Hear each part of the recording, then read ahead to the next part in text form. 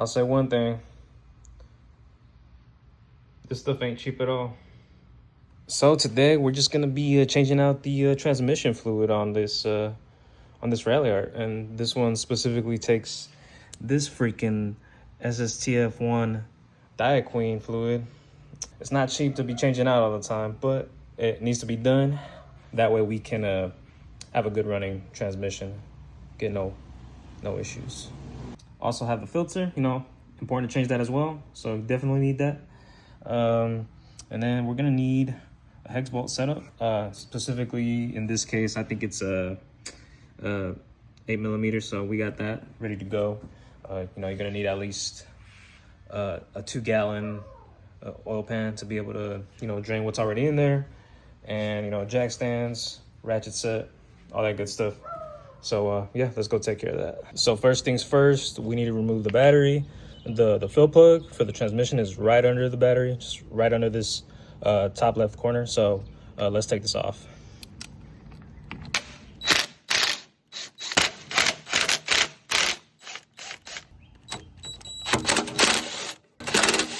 And then now we'll just need to jack up the car from the driver's side and continue. Safety first. All right, and so we kind of cleaned this up a little bit, but we're gonna open the fill plug first. That way we can introduce airflow, and that way it's a lot easier for the transmission oil to flush down.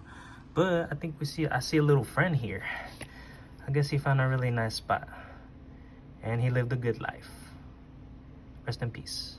All right, and then you can see here we have one plug and 2 plugs. So in this 2014, it only has 2 plugs to drain from, but I've seen that earlier models used to have one over here as well. So in our case, it's only these 2. And there it goes. Now to do the other one. And looks like it's almost done draining. But we can't forget about our filter.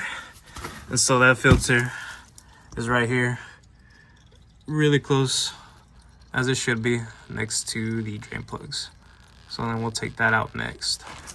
But first, I think we're good to plug back in. And yeah, remember to torque these down.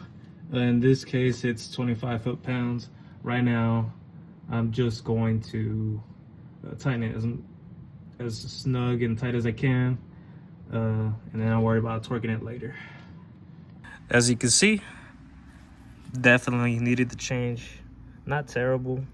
Gasket's still fine, but yeah, it's time to swap this out. And yeah, you just tighten this until it's snug. You don't want to end up breaking this because it is made out of plastic. So just until it's snug and it stops spinning, then you should be good. And then now we get to do the fun part. We get to fill it up with the new fluid, and then we can test it afterwards. I'm also gonna be jerry-rigging this. I don't have any kind of specialized tools, so yeah, I just do what I can with what I got. And I also wanted to show what it looks like brand new.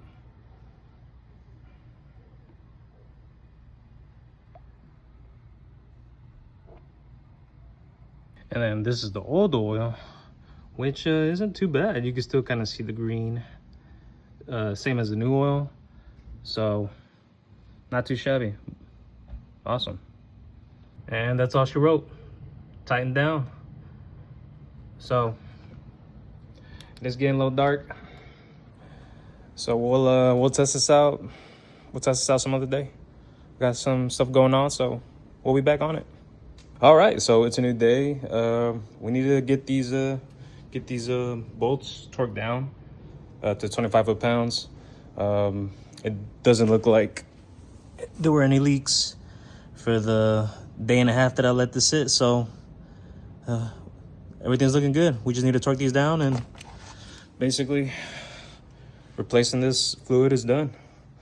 And awesome. So we put everything back together, did a test drive on it because that was actually the last thing that we needed to do, and it seemed to be running pretty well. It started up and it was kind of sloshing a little bit just because of the of the fluid just, you know, getting around everything it needed to be. And so, yeah, it runs great. And yeah, got some more stuff coming up really, really soon. So stay tuned.